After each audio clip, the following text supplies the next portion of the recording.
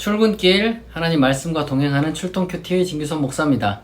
오늘 함께 묵상할 말씀은 마태복음 13장 44절에서 58절입니다. 제가 낭독하겠습니다. 천국은 마치 밭에 감추인 보화 같으니 사람이 이를 발견한 후 숨겨두고 기뻐하며 돌아가서 자기의 소유를 다 팔아 그 밭을 사느니라. 또 천국은 마치 좋은 진주를 구하는 장사와 같으니 극히 값진 진주 하나를 발견하며 가서 자기의 소유를 다 팔아 그 진주를 사느니라. 또 천국은 마치 바다에 치고 각종 물고기를 모는 그물과 같으니 그물에 가득함에 물가로 끌어내고 앉아서 좋은 것은 그릇에 담고 못된 것은 내버리느니라. 세상 끝에도 이러하리라. 천사들이 와서 의인 중에서 악인을 갈라내어 풀무불에 던져 넣으리니 거기서 울며 이를 갈리라. 이 모든 것을 깨달았느냐 하시니 대답하되 그러하오이다. 예수께서 이르시되 그러므로 천국의 제자된 서기관마다 마치 새 것과 옛 것을 그 곳간에서 내오는 집주인과 같으니라. 예수께서 이 모든 비유를 마치신 후에 그곳을 떠나서 고향으로 돌아가사 그들의 회당에서 가르치시니 그들이 놀라 이르되 이 사람의 이 지혜와 이런 능력이 어디서 났느냐. 이는 그 목수의 아들이 아니냐. 그 어머니는 마리아, 그 형제들은 야고보, 요셉, 시몬, 유다라 하지 않느냐. 그 누이들은 다 우리와 함께 있지 아니하냐. 그런즉 이 사람의 이 모든 것이 어디서 났느냐 하고 예수를 배척한지라. 예수께서 그들에게 말씀하시되 선지자가 자기 고향과 자기 집 외에서는 존경을 받지 않음이 없느니라 하시고 그들이 믿지 않음으로 말미암아 거기서 많은 능력을 행하지 아니하시니라. 아멘. 오늘은 이제 마태복음의 그 비유들이 천국 비유들이 이제 끝나고 그리고 또한 예수님이 그 자기 고향에서 어떤 그 대우를 받았는지에 대해서 이제 다루는 그런 내용입니다. 그 천국에 대한 그 내용이 우선은 그 두 가지, 그러니까 밭에 감추인 보화랑 이제 진주 비유가 있는데, 우리가 비유를 해석할 때는 옛날에는 알레고리로 해석을 많이 했거든요. 그러니까 밭은 뭐고 뭐 그 발견한 사람은 뭐고 뭐 보석은 뭐고 또 장사치는 뭐고 뭐 이런 식으로 하나하나 의미를 부여했고 막 그래요. 그러니까 일부는 그런 식으로 이제 해석이 되긴 합니다. 예를 들면은 무엇은 뭐고 무엇은 뭐고 뭐 가라지 비유에서 이제 그런 게 많이 나왔는데, 중요한 것은 그러한 해석은 해석이 있는 것에 대해서만 우리가 이제 그렇게 이해를 하면 되는 것이고, 보다 더 중요한 것은 사실은 이게 그런 알레고리적인 해석보다는 하나의 어떤 그 포인트를 지향하는 것이 사실 비유라고 보시면 됩니다. 알레고리 해석은 되게 옛날 방식이고, 요즘은 이제 많은 그 신학자들이 연구를 많이 하니까 이게 알레고리는 이제 교회 해석도 좀 가미되어 있고, 아무래도 예수님이 본래 주장하고자 했던 그 핵심에서 조금 벗어나기도 하는구나 라는 것을 많이 깨달았어요. 그러니까 핵심은 뭐냐면은 원포인트라는 거예요. 원포인트. 그러면 여기서 천국의 밭에 감춘 보화, 뭐 이제 진주 비유, 이걸 통해서 우리가 이제 배워야 되는 게 뭐냐면은 천국은 그만큼 좋은 거라는 거. 그게 중요한 거예요. 그러니까 이게 무슨 사람들이 이거를 읽으면서 이게 뭐 몰래 이렇게 밭을 뭐 해가지고 하는 게 맞나 뭐 이런 거 가지고 이제 고민하는데, 이거는 그게 핵심이 아니에요. 핵심은 여러분 천국 이러면은 이게 세상에서 제일 좋은 거야지 되는 거예요. 천국이 세상에서 제일 좋은 거죠. 내 모든 것을 내려놓고서라도 정말 이 천국을 붙들 수만 있다면 정말 행복한, 사실은 이미 행복한 거죠. 왜냐하면 천국에 대해서 우리는 들었고 어떤 곳인지 배웠고 그리고 그걸 믿기 때문에 사실 우리는 이미 너무 많은 걸 가진 사람입니다. 세상의 모든 것과 바꿀 수 없는, 세상에 없는 사실은 것을 우리는 가진 사람이기 때문에 너무 행복한 거죠. 여러분, 천국을 소유한 사람은 행복한 사람입니다. 여러분의 인생은 이미 행복한 인생이에요. 그걸 여러분들이 믿으면은 세상 사는 데 있어서 비록 무언가를 소위 말해서 이제 뭐 팔고 해도, 그러니까 내 인생에 있어서 뭔가 뭐 잃는 게 있고 좀 남들보다 부족한 게 있어도 그걸 가지고 여러분 너무 막 그 좌절하고 그거에 또 목매달고 그렇게 살지 않아도 됩니다.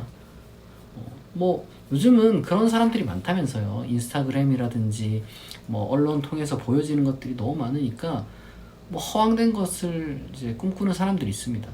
근데 뭐 사실 사람들이 우리가 어떻게 생각하면은 좀 이 가치 부여라고 할까? 이런 것들이 이제 시대마다 변하거든요. 세계에서 산해진미라고 하죠. 세계에서 정말 그 좋은 음식도 불과 몇 년 전에는 별로 그렇게 냄새나고 맛도 없는 것이라고 여겨졌던 것이 어느 순간 똑같은 거예요. 그게 뭐 맛이 달라진 것도 아니에요. 똑같은 건데 그게 갑자기 막 세계에서 어마어마하게 비싼 음식이 되고, 이 세상의 가치라는 게 그런 식이거든요. 그러나 천국이라는 것은 영원히 변하지 않는 최상의 가치입니다. 하나님이 모든 걸 다 쏟아 부은 것이기 때문에 그래요. 그렇기 때문에 우리는 천국을 소유한 사람은 행복한 사람이다. 이 비유를 통해서 그거를 배우면 됩니다. 그리고 또한 천국은 여러분 의인이 가는 곳이에요. 악인은 천국을 소유할 수도 없고, 천국을 장소로 해석하든 아니면 무엇으로 해석하든 악인은 천국에 있을 수 없습니다. 천국을 가질 수도 없고 천국에 갈 수도 없습니다. 이런 경고예요, 경고. 예수님은 단 한 번도 악인이 악인인 채로 천국에 있을 수 있다라고 말하는 적이 없어요. 우리가 그럼 악인은 뭐고 의인은 뭐냐? 사실 너무 간단한 거예요. 이 복음을 받아들이고 사랑하고 사는 사람, 뉘우치고 정말 생명을 위해서 사는 사람, 그 사람이 의인이죠. 하나님과 화해한 사람, 하나님의 뜻대로 사는 사람, 그 사람이 의인입니다. 우리가 행동 하나하나를 저울로 재는 그런 분이 아니라 우리의 어떤 그 삶의 태도와 믿음대로, 그리고 이제 그 말과 믿음대로 사는 그 모습의 그 방향이 중요한 것이지, 뭐 이제 당신은 뭐 이제 이렇게 저울에 재가지고 의인 탈락 뭐 이런 식으로 이제 하지 않습니다. 그냥 이분법적이에요. 이분법적. 어떻게 보면 간단하죠. 근데 이제 이런 간단한 그 태도 전환도 하지 않는 악인들이 많죠. 그런 사람들은 천국에 올 수가 없습니다. 그리고 예수님이 이제 고향에서 많이 배척을 받았습니다. 가족들과 그 주변 사람들이 예수님 인정을 하지 않은 거죠. 어떤 철학자들이나 그런 사람들은 예수님이 뭐 가정에 불충실한 그런 사람이 아니냐 뭐 이런 식으로 이제 해석을 한다 하더라고요.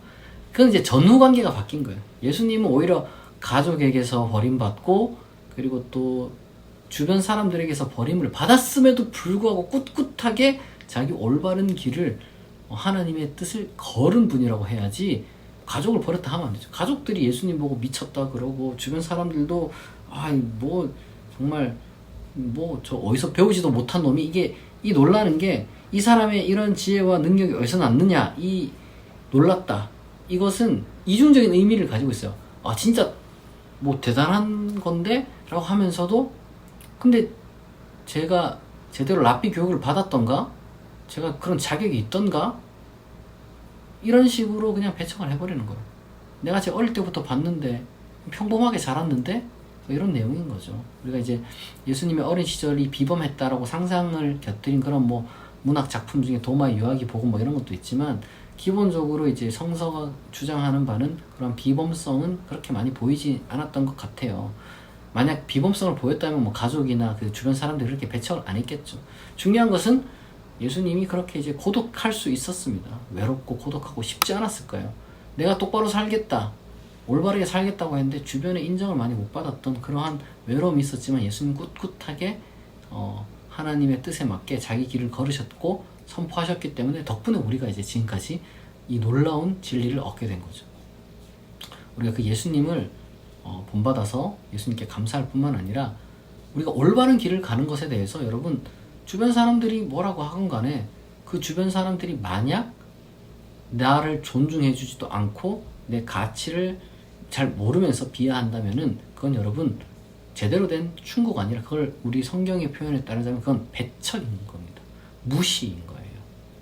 그런 것에 여러분 주눅들지 말고, 천국을 소유한 사람, 하나님의 뜻을 여러분 믿는 사람으로서 여러분들이 항상 밝고 행복하고, 그 다음에 정말 철저한 어떤 그 절대적 희망을 여러분들이 이제 붙들고 용기 있게 살아갈 수 있기를 진심으로 축복합니다. 기도하겠습니다. 하나님 아버지, 감사합니다. 오늘 예수님의 그 천국 비유를 우리가 또 한번 묵상을 했습니다. 세상에서 가장 소중한 하나님, 천국 우리에게 허락해 주셔서 감사드리고, 우리가 이것을 소중하게 간직하는 가운데 늘 기쁨과 희망을 갖고 살아갈 수 있게 하여 주옵소서. 이 천국에는 의인이 들어갈 수 있고 악인이 들어갈 수 없음을 우리가 또한 명확하게 배웁니다.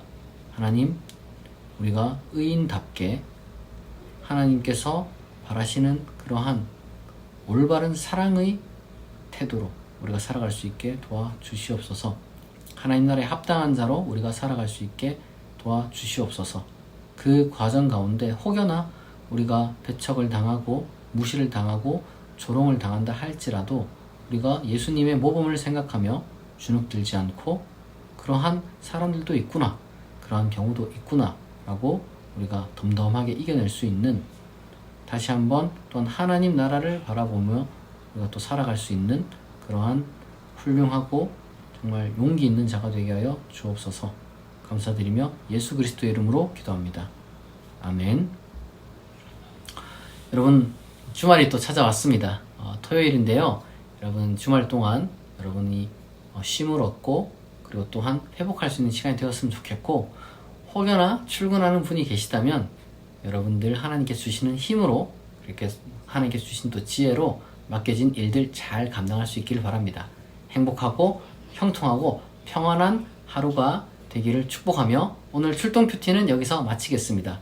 내일 6시에 다시 만나겠습니다.